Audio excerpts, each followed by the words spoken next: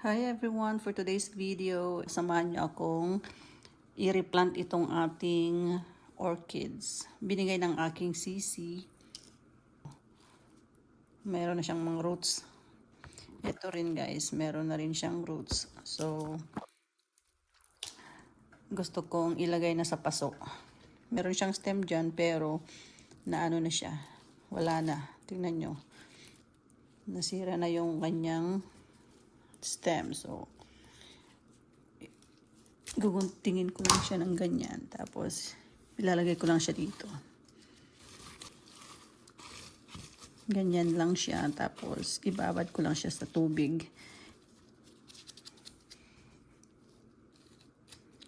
Ganyan siya. Tapos, yung isa din, meron din siyang paso dyan. Tapos, eto, mas malaki yung kanyang mga roots.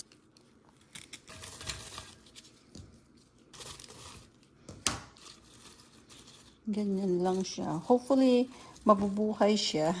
Pero sabi nila, madali daw alagaan itong orchids na to. Tapos, tignan nyo itong isa, guys. Yan. Meron na rin siyang roots dyan. Ayan, oh. Ready na rin siyang i-replant. Pero, marami pa siyang mga baby dyan, oh. Meron pa siyang kiki dyan. Tapos, dyan din. Kaya nanghihinayang ako na guntingin pa siya, guys, o i-replant. Kasi, gusto kong lumaki muna yung mga maliliit dyan. Ayan, oh. Marami siyang mga anak, mga baby, mga kiki.